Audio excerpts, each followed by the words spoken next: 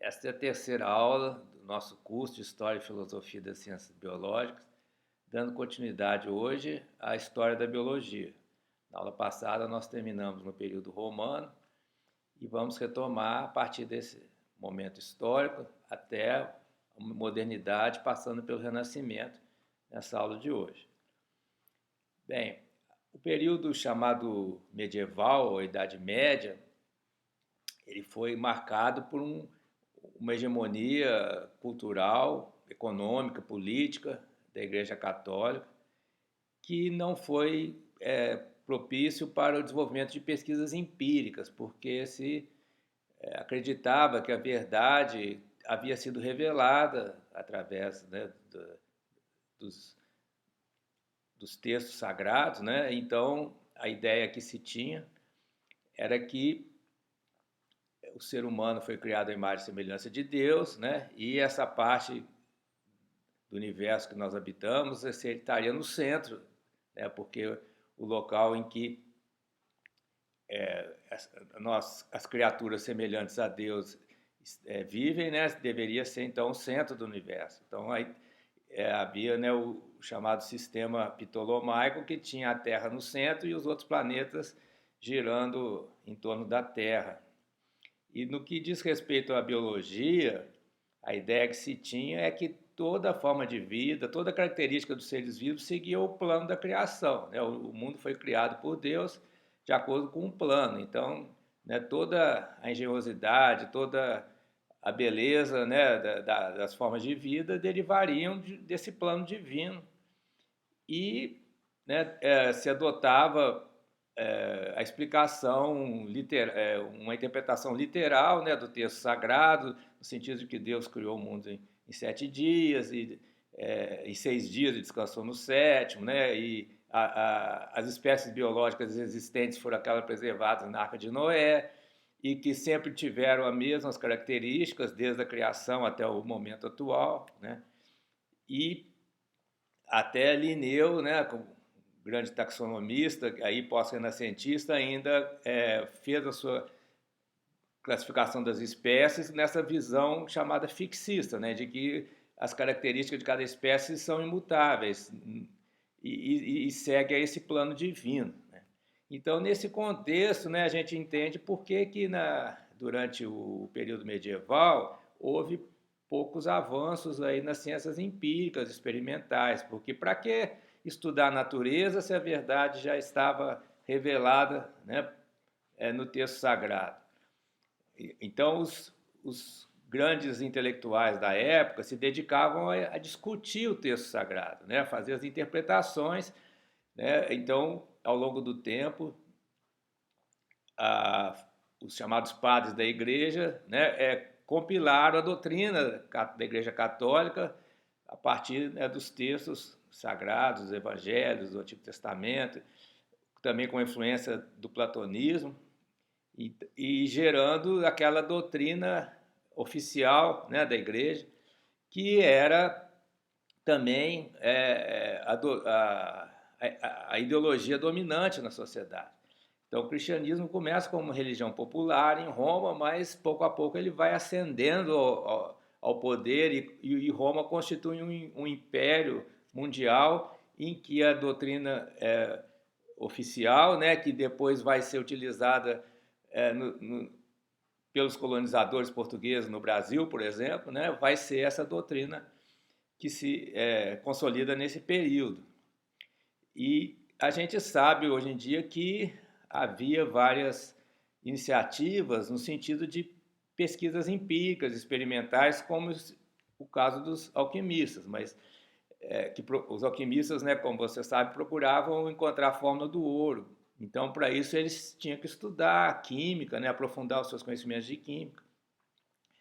Mas, do ponto de vista da cultura dominante, né, que era a doutrina da Igreja Católica, né, essas iniciativas da razão humana de tentar entender a natureza por si própria, sem apoio no texto sagrado, era visto como algo herético, ou algo, né, ligado ao demônio, ou como ou determinados conhecimentos, por exemplo, de plantas medicinais e composições com essas plantas eram vistos como bruxaria, né?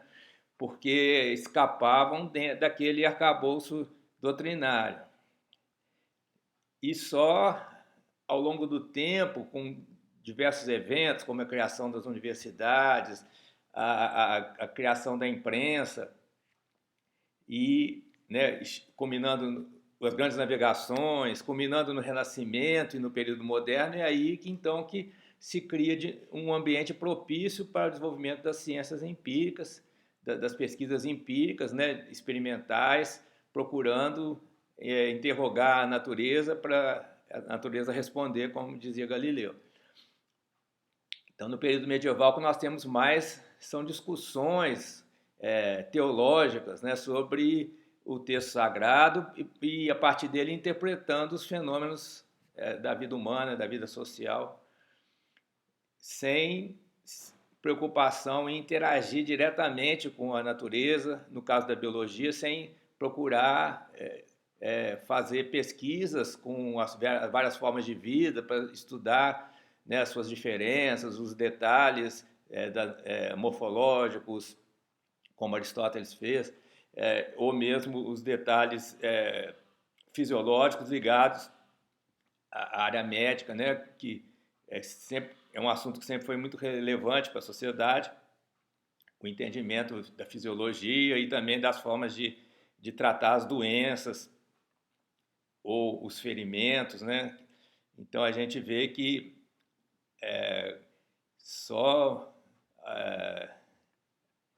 ao longo do tempo que práticas antigas, como o uso do óleo fervente para cauterização de feridas, que foram abandonadas e substituídas por métodos mais eficazes, né, como a costura, né, do tecido, da pele, para melhorar a cicatrização.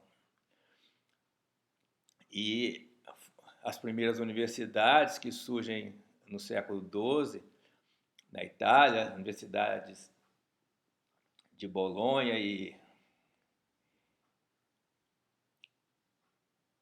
a Escola de Medicina de Bolonha, né, e a primeira universidade, que foi de Salerno, elas tinham cursos de medicina, justamente por essa demanda da sociedade de métodos mais eficientes para tratar das doenças, né? Então, essas universidades elas tiveram que então resgatar o conhecimento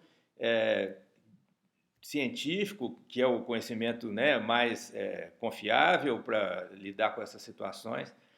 E qual era o material que elas dispunham? Dispunham do livro de Galeno, que eu mencionei, né, na aula passada. O livro de Galeno era baseado no tratamento de ferimentos de gladiadores, né, que o Galeno era um médico de gladiadores, e também ele fez dissecações de macacos. Então, o manual de anatomia do Galeno era muito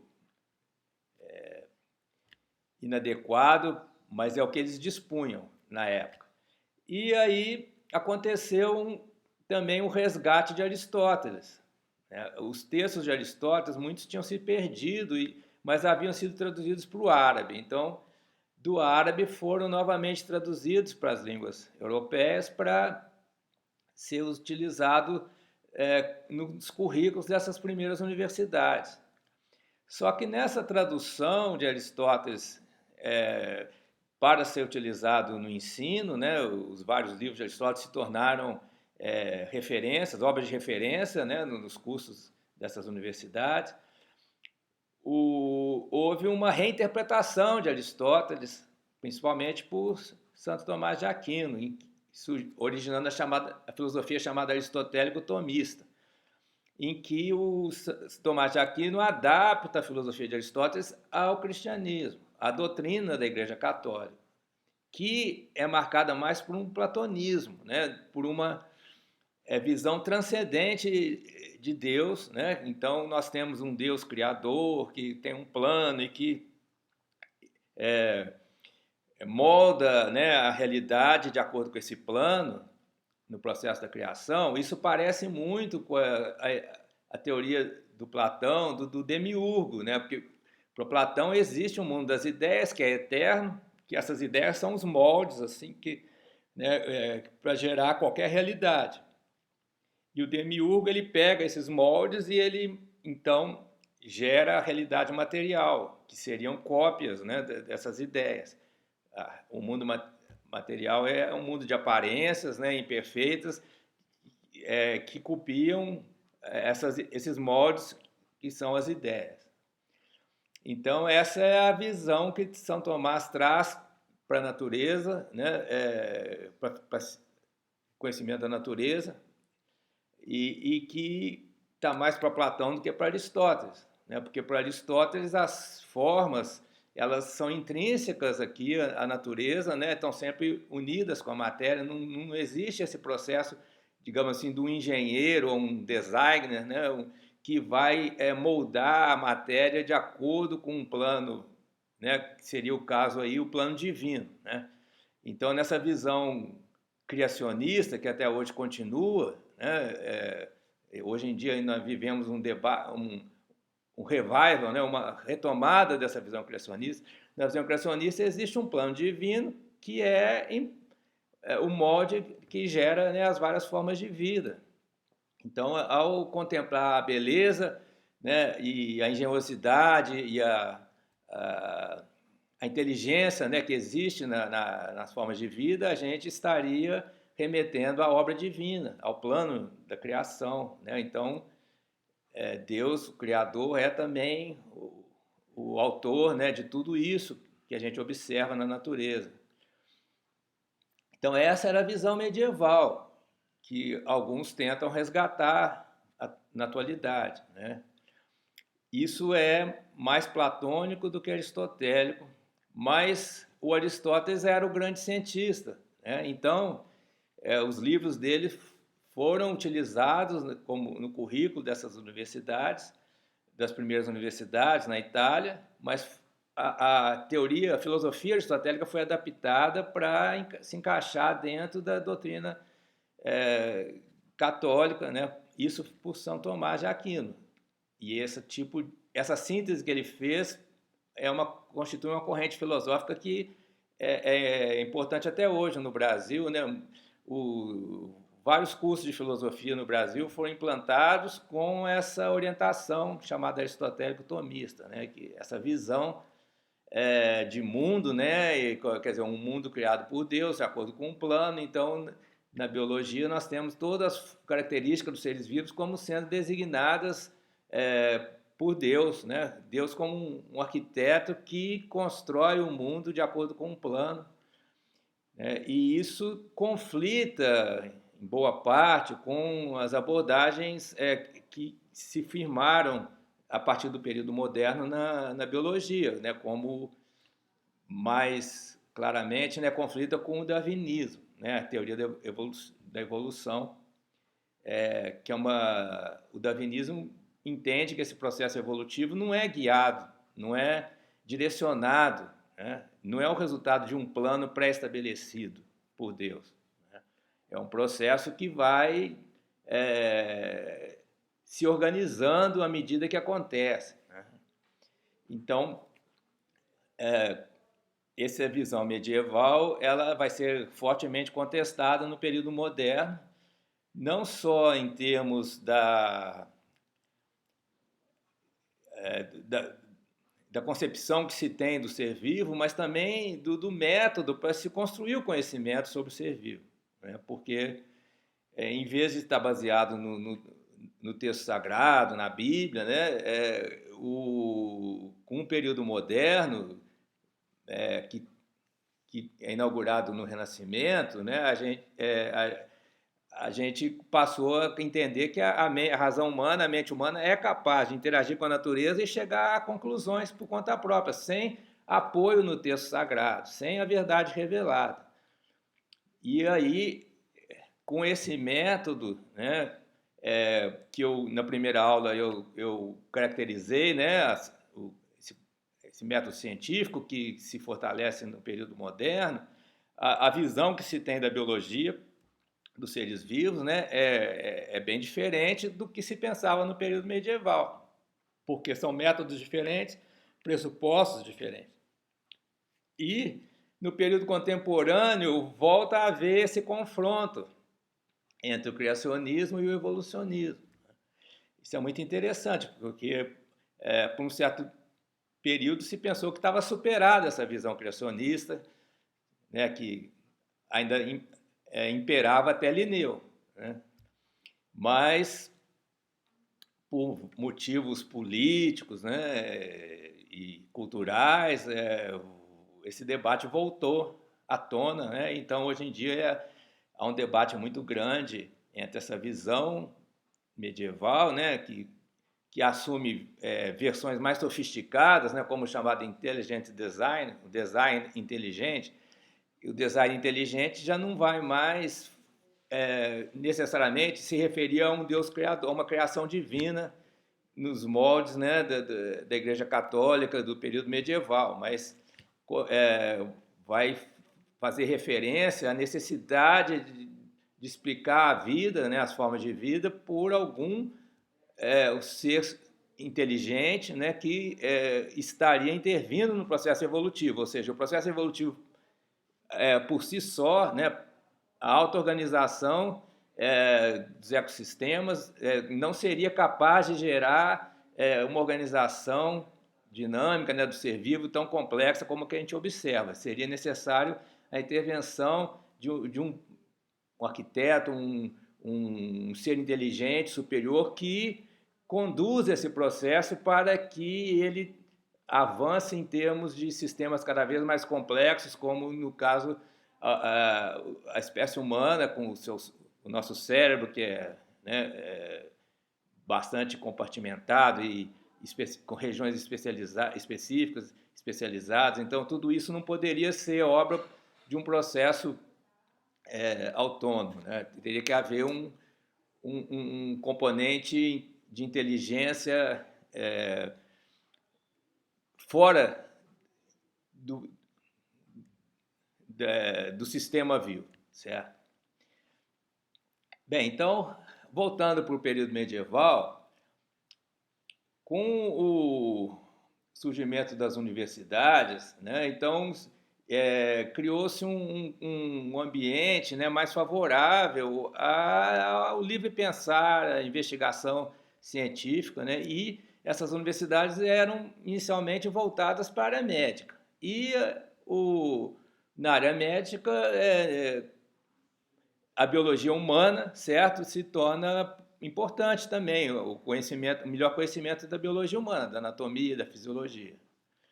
Juntamente com isso, havia a descoberta da América, né? E com isso a Europa veio conhecer uma série de plantas e animais que não faziam parte do seu dia a dia, né? Então, essa, digamos assim, invasão da biodiversidade, né, dentro da cultura europeia da época forçou também, né, os estudiosos a procurar um entendimento de como se gera, né, essa variedade de formas de vida e toda essa riqueza, né? Eu preciso dar conta disso. Inicialmente, né, o biólogo trabalha descrevendo essas formas de vida, quais são as suas propriedades, o que distingue uma forma de vida de outra, né? Então, com esse movimento aí das grandes navegações, também se tornou importante desenvolver astronomia e matemática, porque era a forma desses barcos se guiarem né, nas suas viagens. E tudo isso, então, criou um caldo de cultura importante para uma grande mudança que acontece no período chamado Renascimento, que é um movimento não só científico, mas também artístico.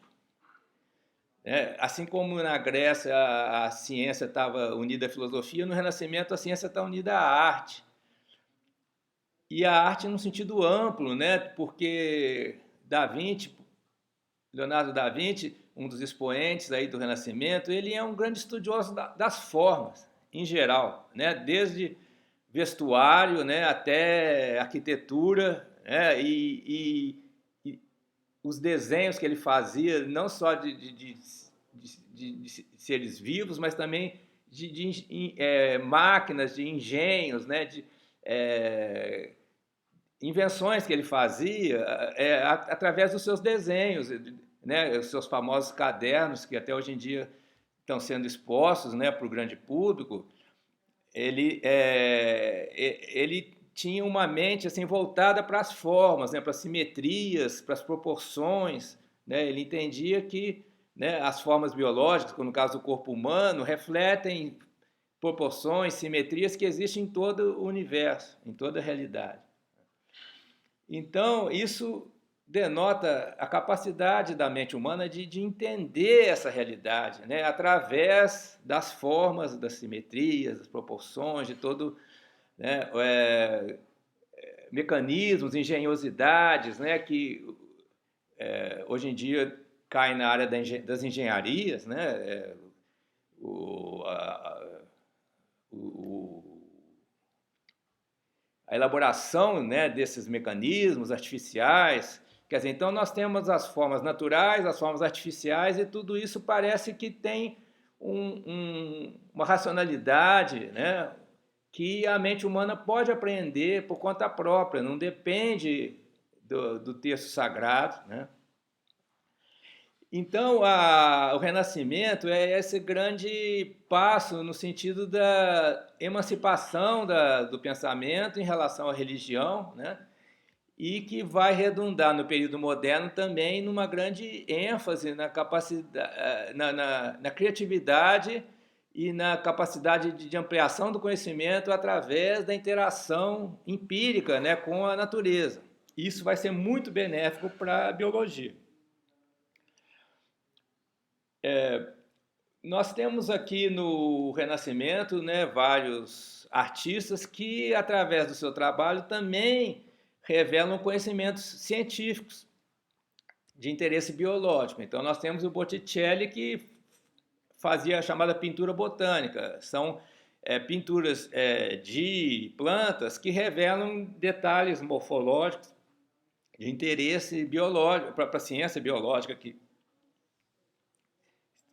começava a se formar nessa época. Nas esculturas, né, desse período também havia uma demonstração de um conhecimento, né, da anatomia humana, né, principalmente músculo esquelética, né? A parte externa do corpo humano, né, era muito conhecida, era mais acessível, né, porque as estruturas internas requeriam, por um bom conhecimento, a dissecação de cadáveres, né, que era proibido, até um certo momento era proibida. Mas isso começa a mudar, né, por algum motivo cultural que a gente não sabe exatamente explicar porquê, as dissecações passaram a ser permitidas. E elas eram feitas nas universidades, e os professores, os catedráticos, os detentores das cadeiras, né, de conhecimento na época, eles tinham sua formação no livro de Galeno. Mas os ajudantes de dissecação, quer dizer, aqueles funcionários que estavam ali cortando o cadáver, eles viam com seus próprios olhos, né, como é que é o corpo humano por dentro, os órgãos internos. Então, houve um fenômeno curioso, né, de que o grande avanço que vai ocorrer nesse momento é feito não pelos professores, mas por um desses ajudantes, chamado Vesalius. Ele percebeu que o livro de Galeno continha muitos erros, né? Porque ele via ali, né, ao fazer o trabalho pesado, né, de cortar, né, o tecido e desmembrar um cadáver, ele via que a realidade ali biológica, né, da anatomia humana era diferente do que estava no livro de Galeno. E a própria palavra anatomia vem dessas sessões de dissecação que atraíam grande interesse na época. Todo mundo queria saber como é que é o corpo humano por dentro. Então se formavam espetáculos públicos, com uma plateia, né, um professor lendo o livro do Galeno para explicar, né, entre aspas, o que estava acontecendo, e o ajudante, no caso aí o Vesalius, né, ele fazia, né, ali os cortes. Então essas sessões se chamavam anatomias, né? Aí surgiu o termo anatomia como uma área científica, né, que é central aí da biologia, que é o estudo da estrutura macroscópica, né, do corpo, não só humano, mas o Vesalius também já começou a estudar, a fazer anatomia comparada, né, comparando o corpo humano com o de macacos e outras espécies, né? Então, para comprovar que o Galeno tinha se baseado na anatomia de outras espécies primatas, o Vesalius fez dissecações de outros animais, de outros primatas, né? E então se comprovou que ele iniciou a anatomia comparada, né, para mostrar que Galeno tinha se baseado em macacos e não em cadáveres humanos. Aí então o Vesalius escreve um novo livro, né, bastante ilustrado, com detalhes, né, a capacidade artística dele de fazer um desenho detalhado era impressionante, né? Então esse livro, escrito pelo Vesalius, ele foi utilizado até recentemente como o principal manual de anatomia humana nos cursos de medicina. Esse livro foi chamado A Fábrica do Corpo Humano e ele se tornou um novo manual de anatomia, substituindo o Galeno. Então, enquanto a gente vê nas esculturas, por exemplo, do Michelangelo, né, os detalhes externos do corpo humano, a gente vai encontrar no livro de Vesalius, né, a anatomia interna, bastante exata, né, do corpo humano. Também o Leonardo da Vinci também contribuiu para esses estudos anatômicos, né? Ele fez dissecações também por conta própria, não publicamente, mas por conta para aprender, né? Por si mesmo, por conta própria, como é que é o corpo humano na sua estrutura interna.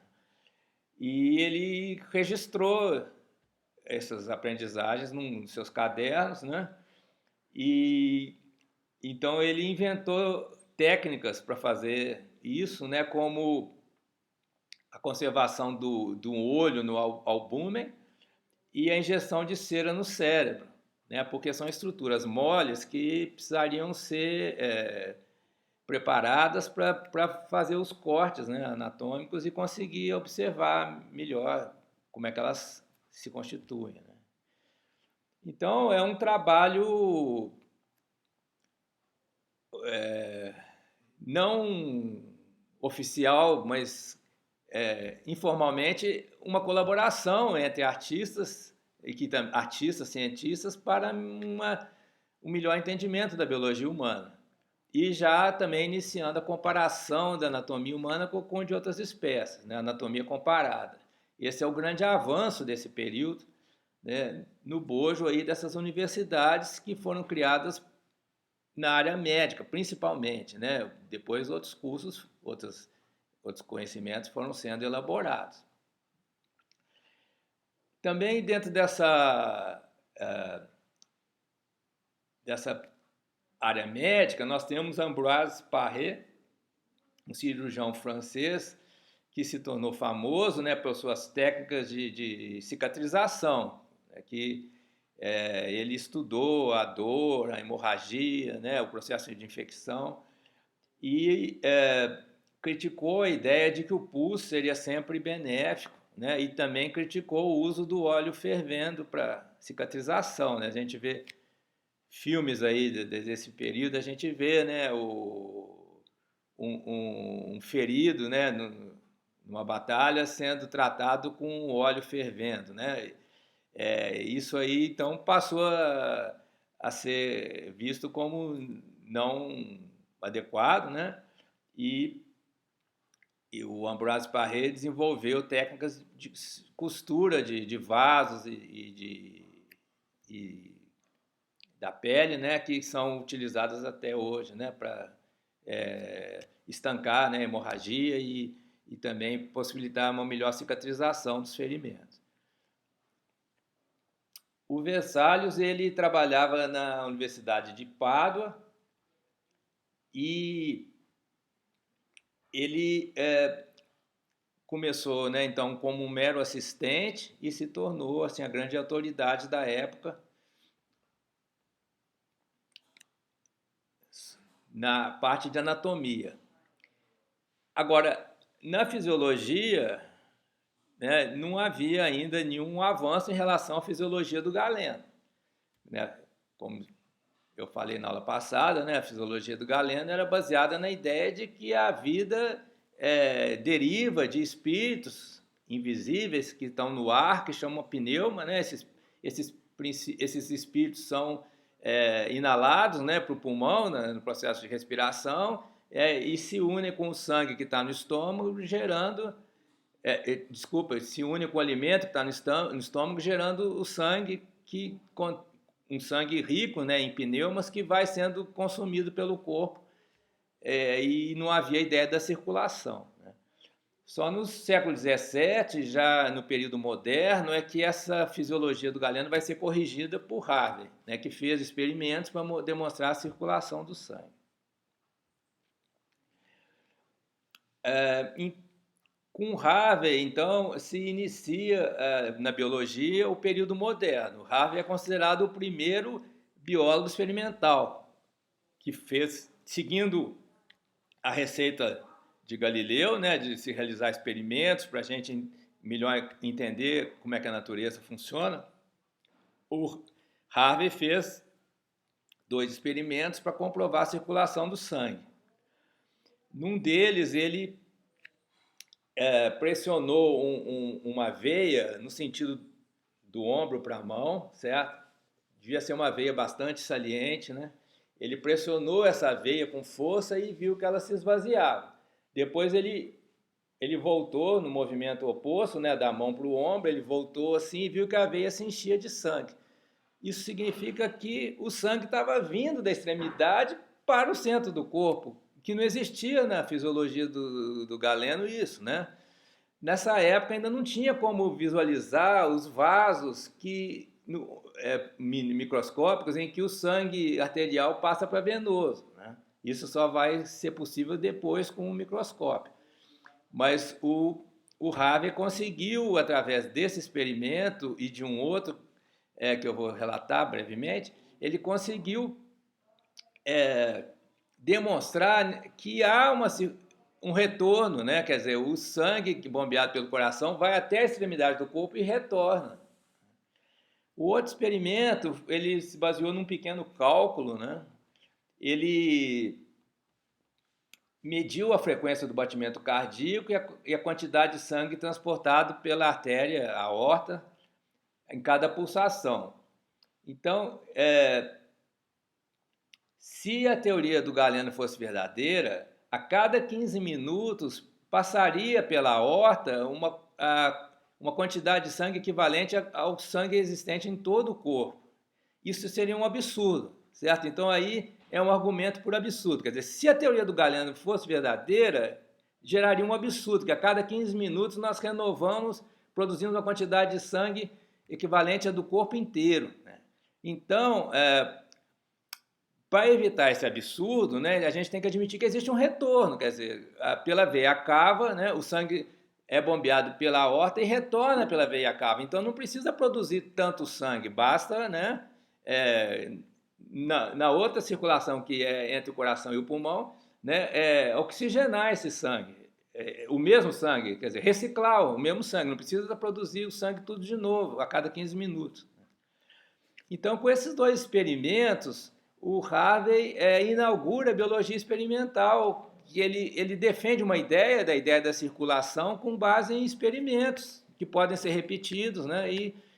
Então, qualquer pessoa pode ser convencida, né, de que o Galeno estava errado e o resultado desses experimentos seriam evidentes para qualquer pessoa que tivesse dúvidas, né? Então, com isso, Harvey inaugura a biologia experimental antes de existir a biologia como uma ciência autônoma, certo? Nesse período aí, nós temos em seguida uma grande figura que é o Descartes, René Descartes, que era filósofo, matemático e que também escreveu um pouco sobre biologia. Eu mencionei, né, na primeira aula a contribuição de Descartes para a ciência com o chamado método analítico, né? Mas ele tem uma importância grande também na história da biologia, da psicologia, porque a partir da filosofia do Descartes e da sua aceitação na época, houve nesse momento uma separação entre biologia e psicologia, porque Descartes entendia que a mente e o corpo são duas substâncias diferentes e independentes.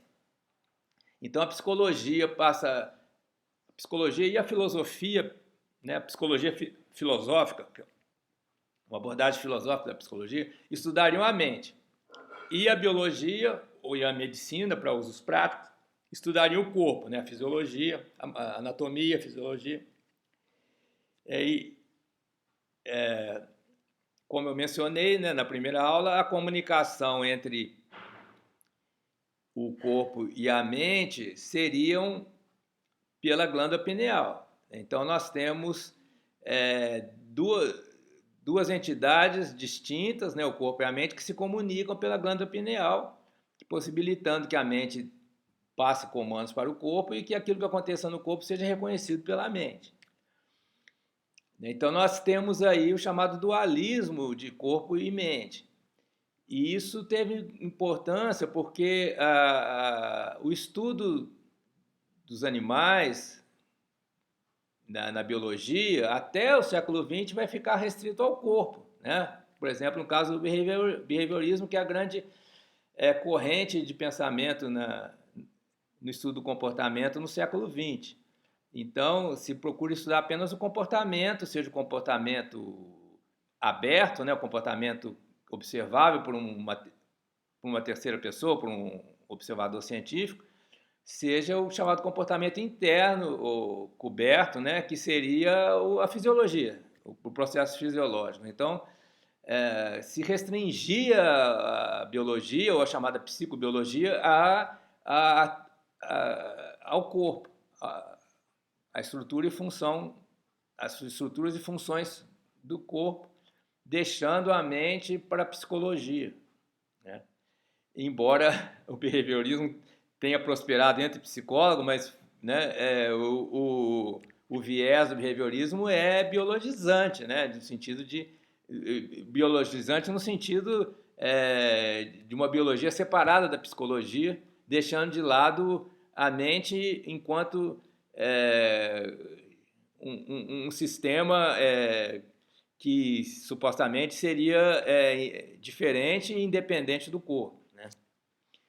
Bem, mas então, voltando para o Descartes, ele tem uma obra curiosa, né, sobre o funcionamento dos nervos, né, porque para ele a mente é imaterial, né, e se comunica com o corpo pela glândula pineal. Então, como é que a mente faz para coordenar o movimento de um braço, por exemplo, né? Então, para ele, ele juntamente com Borelli, que também se dedicou a esse tipo de estudo, eles entendiam que haveria os nervos seriam preenchidos por um fluido, então seria um sistema hidráulico, em que na glândula pineal haveria pequenos pistões que gerariam uma pressão nesse fluido, né? E então um nervo que conecta a glândula pineal até o braço, né? Quando a mente quer gerar um movimento desse braço, ela pressiona esse pistãozinho que vai gerar uma compressão no fluido, e esse fluido que está dentro dos nervos, né, ele vai pressionar os músculos. Quer dizer, então o nervo está ligando a glândula pineal até o músculo do braço, da mão. Então um aumento de pressão nesse fluido vai gerar um movimento dos membros, né, dos músculos. Então é uma visão mecanicista da fisiologia, em que, né, a mente comanda o corpo por meio de um sistema de pressão, um sistema hidráulico, né, que é interessante, assim, até em termos de possíveis aplicações técnicas, né, técnicas ou tecnológicas que foram feitas disso, né, mas em termos assim biológicos, a gente sabe hoje em dia que é muito diferente, né? É um processo bioelétrico, não é? É um processo hidráulico, certo? Mas então essa visão mecanicista, né? Quer dizer, o corpo ser uma máquina, ela predominou por um certo tempo na fisiologia, não só humana, mas também para se entender, né, outras espécies, né?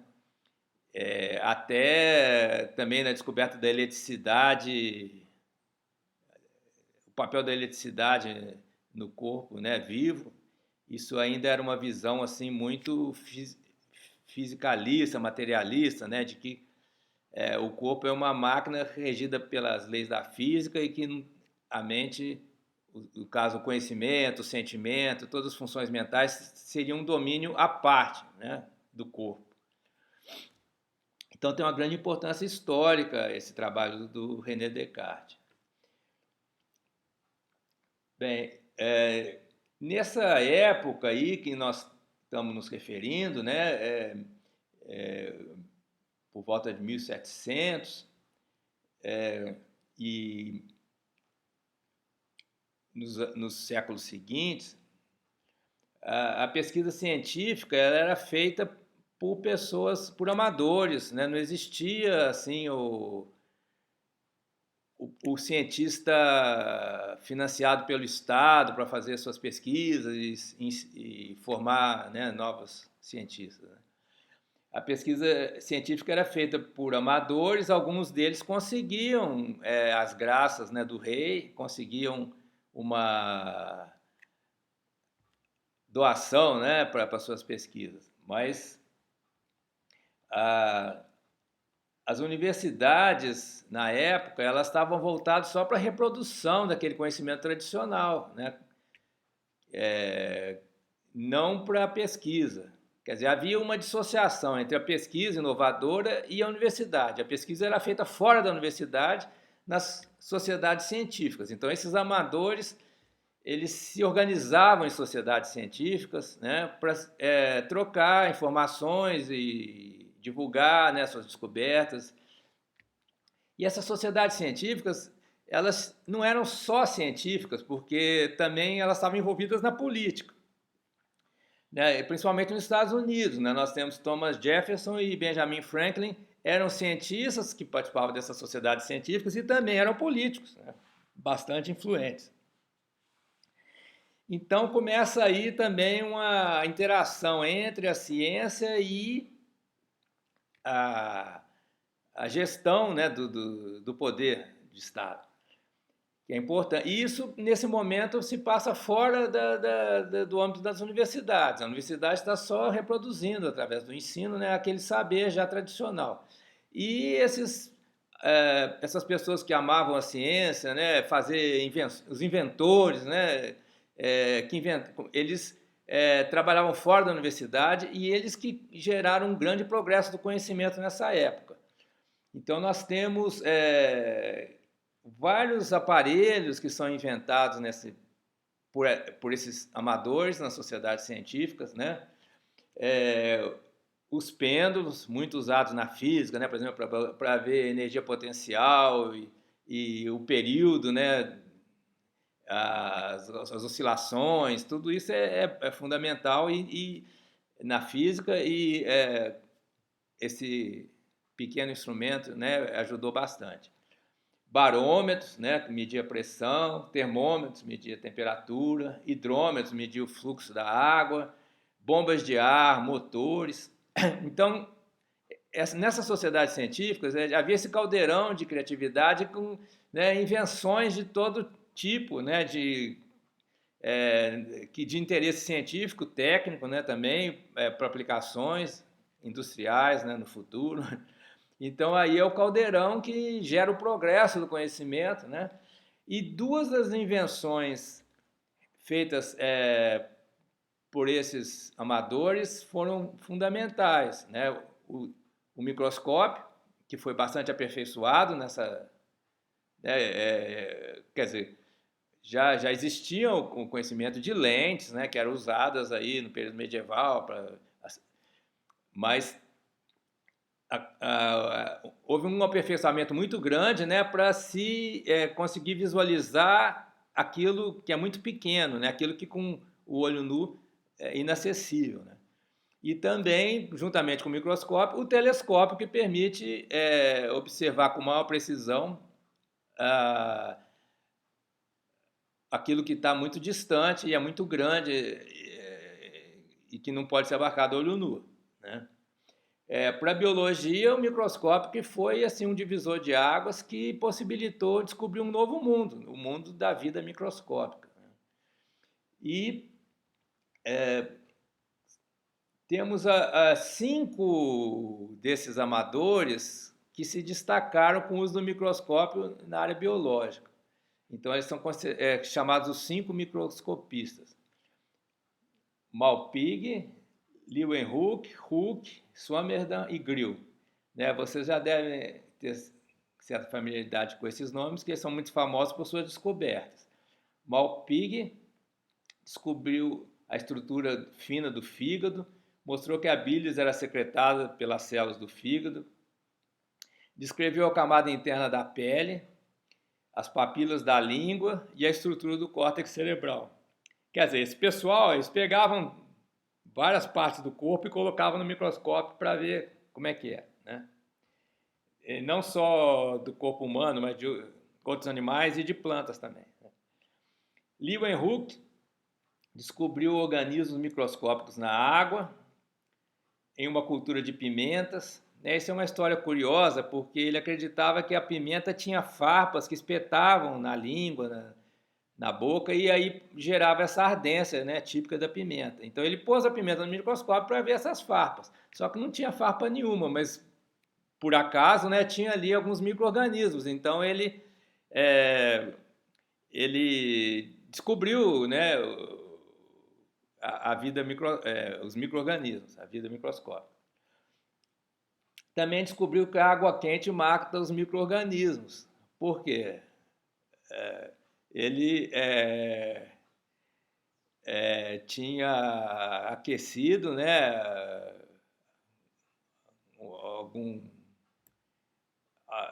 uma água para alguma finalidade qualquer e de repente ele, né, colocou no microscópio e viu que os micro-organismos que estavam nessa água tinham morrido. Descreveu também a circulação capilar, que era aquilo que o Harvey gostaria muito de ter sabido, porque comprovava a sua teoria da circulação, né, que são os vasos capilares e que o sangue passa de arterial para venoso. Descobriu também a estrutura dos tecidos das plantas, né, como é que é uma planta microscopicamente, né? Nessa época ainda não havia ideia da célula como unidade básica, tanto de plantas quanto animais, né? Isso começa a surgir com o Hooke, que é o terceiro microscopista, que fez a descoberta da célula na cortiça, né? Mas não, são células relativamente grandes, né? Então, mas não havia ainda a ideia de que tanto animais quanto plantas têm células, né? As células foram descobertas na cortiça, mas a comparação entre a célula vegetal e animal só foi feita depois, né? Dois séculos depois. O Hooke também estudou o processo de respiração e estudou fósseis. Então, ele tinha vários interesses, mas ficou mais famoso pela descoberta da célula, né? Então, você já deve ter estudado isso no ensino médio, né? Que Hooke descobriu a célula na cortiça. O quarto microscopista é o Swammerdam, que estudou a metamorfose dos insetos, né? Uma coisa que sempre despertou curiosidade humana, como é que, né, você tem uma larva que de repente se torna uma borboleta. Então ele colocou no microscópio para estudar as várias fases da metamorfose. E também estudou a contração muscular em organismos vivos, né? Começou também essa prática hoje em dia condenada, né, da vivissecção, quer dizer, você fazer um corte num animal vivo e colocar no microscópio para ver, no caso aqui, a contração muscular. E Grill estudou a morfologia das flores, né? As flores também sempre despertaram curiosidade humana, né, pela sua beleza, naquelas estruturas intrincadas que tem ali, né, nas partes reprodutivas da planta, e que muitas delas ficariam muito mais perceptíveis no microscópio, né? Então o Grill ele se especializou nisso.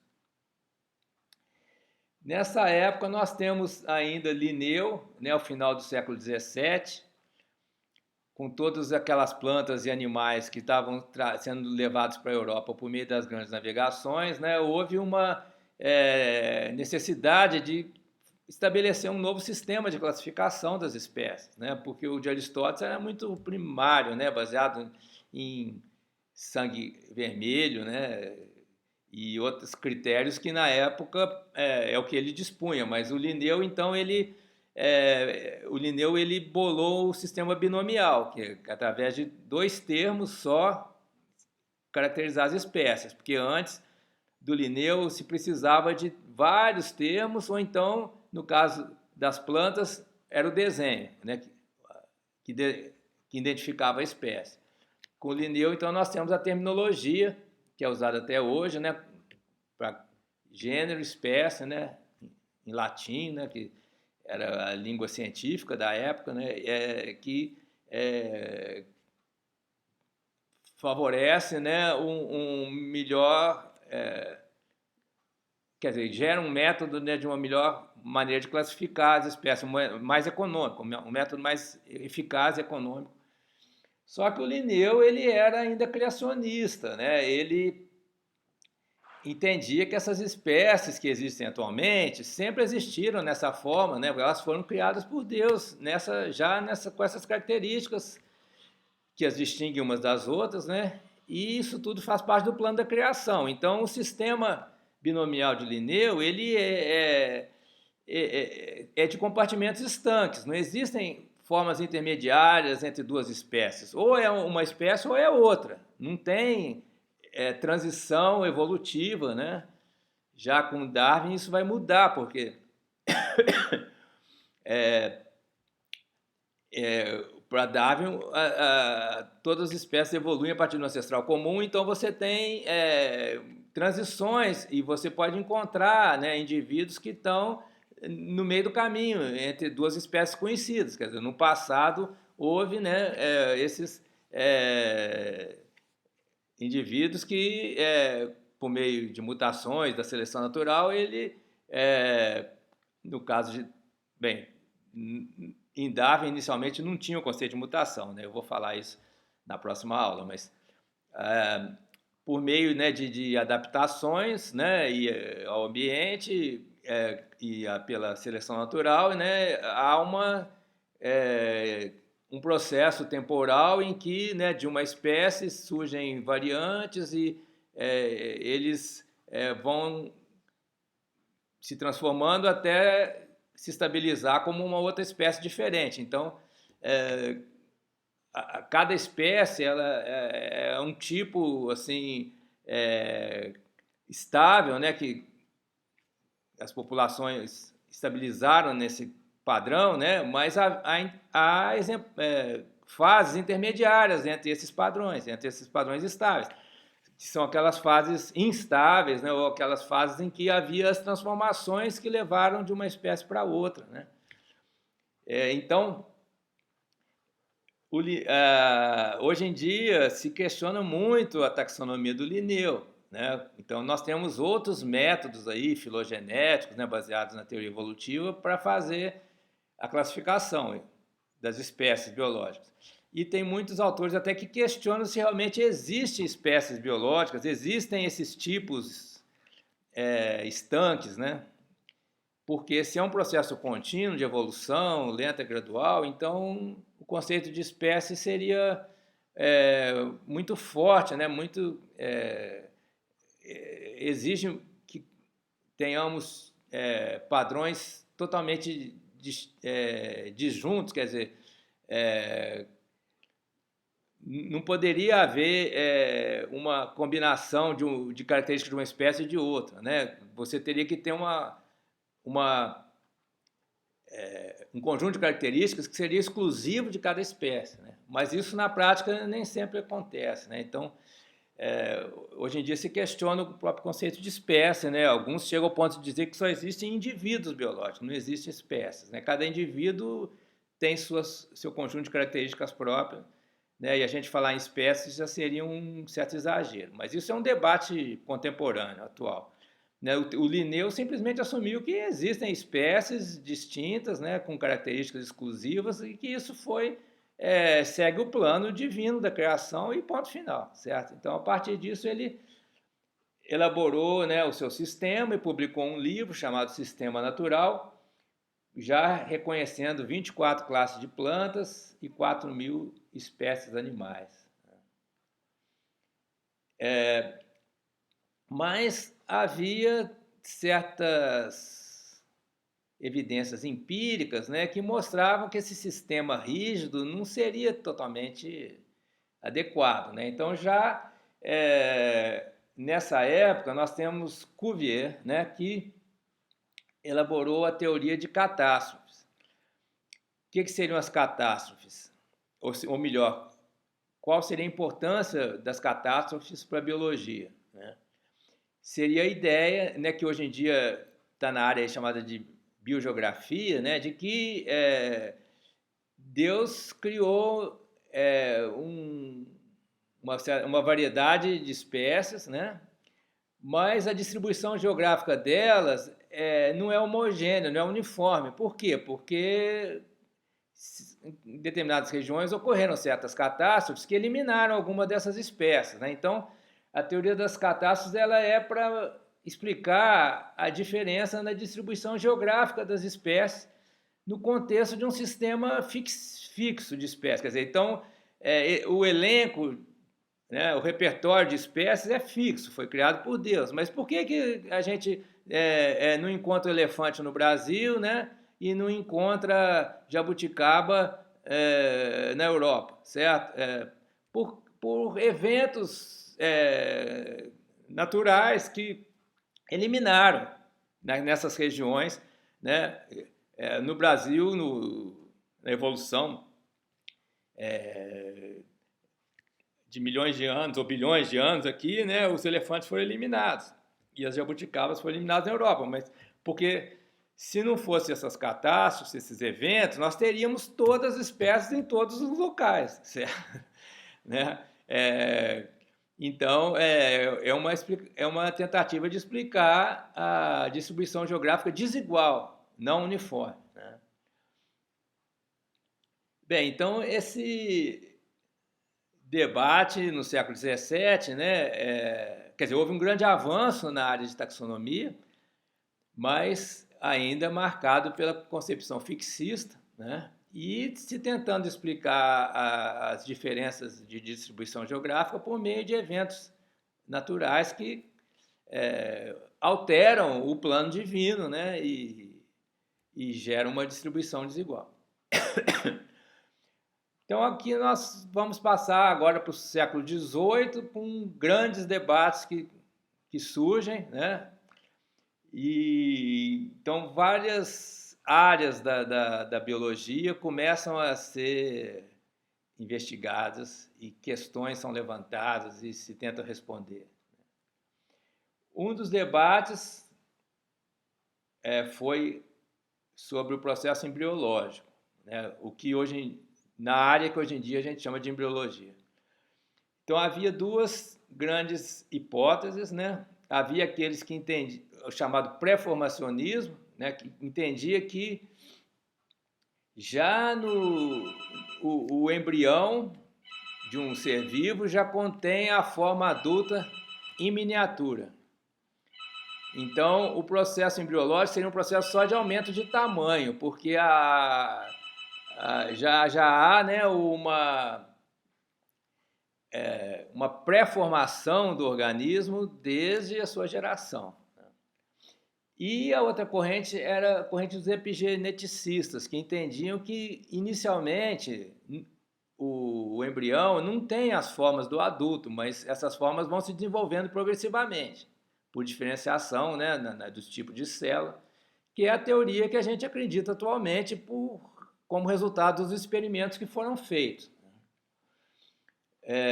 Esses experimentos começaram já nessa época, com Saint-Hilaire, Baer e principalmente o Wolff, né?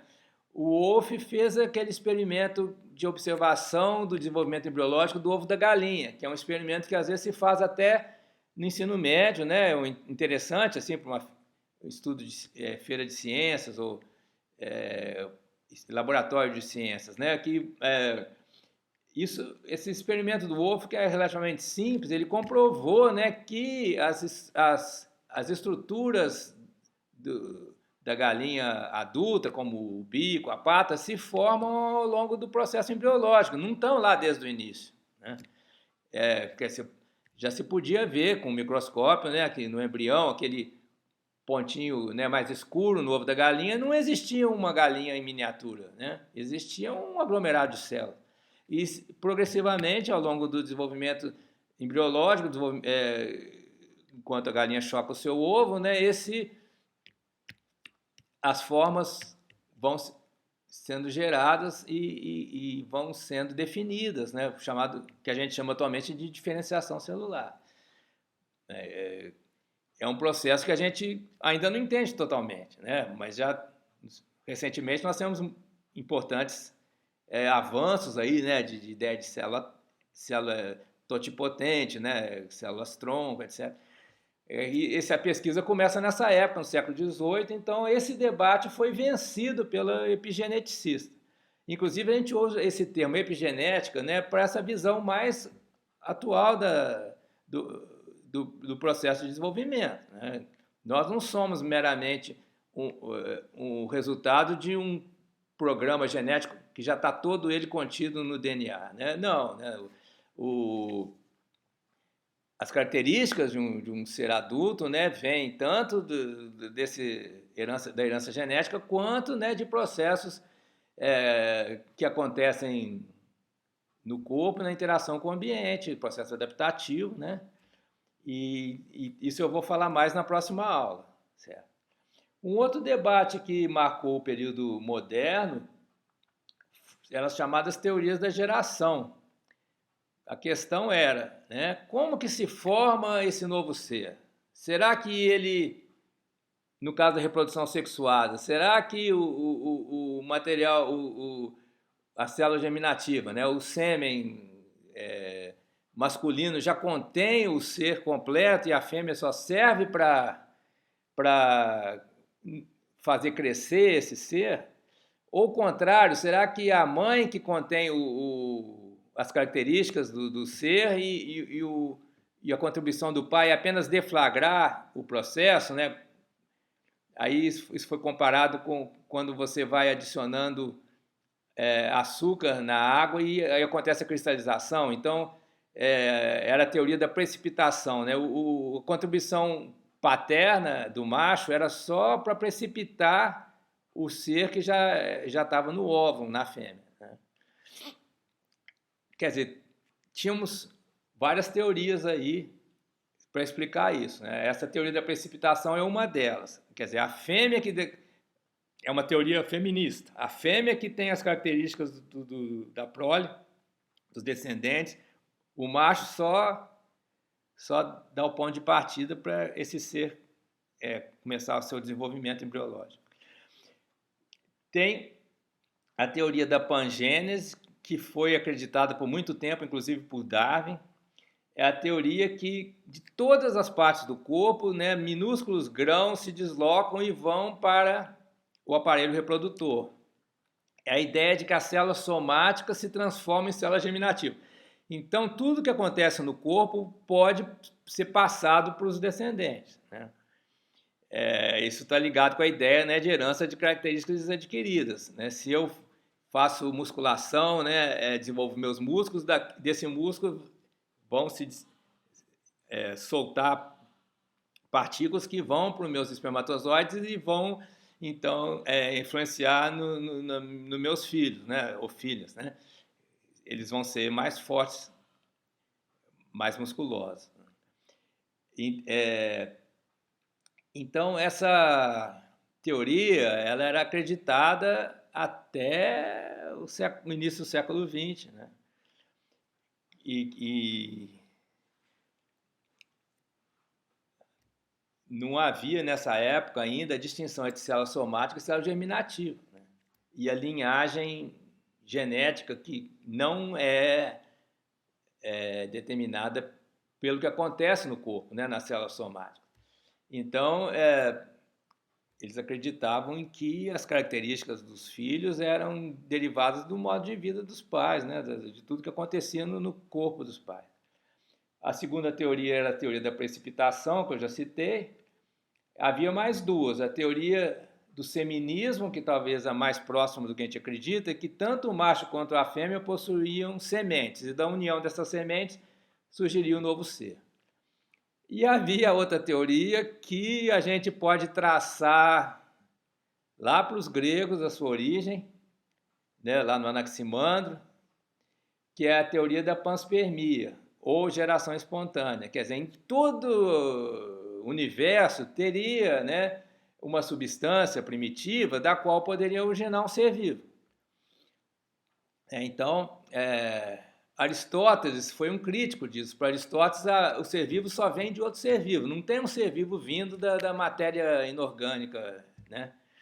Mas a teoria da panspermia, ou da geração espontânea, diz que poderia o ser vivo brotar em qualquer lugar.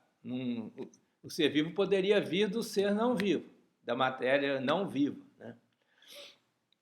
Então, havia ainda, né, o que alguns acreditavam ser evidências para a geração espontânea, né? E mais com os experimentos que foram feitos, né, que vocês também conhecem bem aí, até do ensino médio, né, foi comprovado que não existe geração espontânea, e essa teoria então foi descartada. Aqueles experimentos que, quer dizer, um pedaço de carne, né, se for isolado bem do ambiente, não vai surgir mosca ali, larva de mosca. Então foram feitos experimentos desse tipo para demonstrar que a impossibilidade da panspermia, da geração espontânea. Mas essa teoria continua a existir em formas mais sofisticadas, certo? Né? Os experimentos lá do Oparin, né? Daquela sopa primitiva sob a qual incide raios, né, elétricos, e de repente pode surgir um ser vivo. Quer dizer, todas essas teorias da origem da vida a partir da matéria inorgânica, que se transforma em compostos orgânicos e através de uma absorção de alguma forma de energia se transforma em um ser vivo, né? Elas são uma versão mais sofisticada da geração espontânea, da panspermia. Só que ainda não existe uma demonstração disso no laboratório, né? Você pegar uma série de componentes químicos não vivos, juntar eles e gerar um ser vivo. Mas nós estamos muito próximos disso, então o debate continua. Nós adotamos para finalidades práticas, a ideia de que o ser vivo vem de outro ser vivo, né? E a ideia do seminismo, né? Que depois vai ser comprovada na genética, né? Com o quiasma, né? O entrelaçamento, né? De partes do DNA do pai e da mãe. Essa é a explicação melhor que nós temos no momento, mas a ideia da panspermia não pode ser totalmente descartada, porque, pelo próprio avanço da biologia molecular, a gente está prestes a entender também como que componentes não vivos podem se associar e criar e gerar um ser vivo, né? Mas eu vou deixar a continuação desse debate na próxima aula, né? Mas existem objeções, né? Nesse período aí que nós estamos tratando agora, período moderno, surgiram alguns filósofos, né, e cientistas inspirados em Aristóteles, na ideia de causa final de Aristóteles, né, que dizem que seria impossível explicar a vida por princípios puramente físicos, mecânicos, mas que seria necessário o que se chamava de princípio vital. Quer dizer, uma força que guia o universo para que surja a vida e ela se desenvolva e se complexifique, né? Então, essa corrente chamada vitalista, ela se opôs a essa visão mecanicista, fisicalista, né, de que está implícita aí na teoria da geração espontânea, ou panspermia, certo? Então, eu vou encerrar essa aula aqui, né, e convidando vocês para a continuação da História da Biologia 3, que vai ser a nossa próxima aula. Até mais.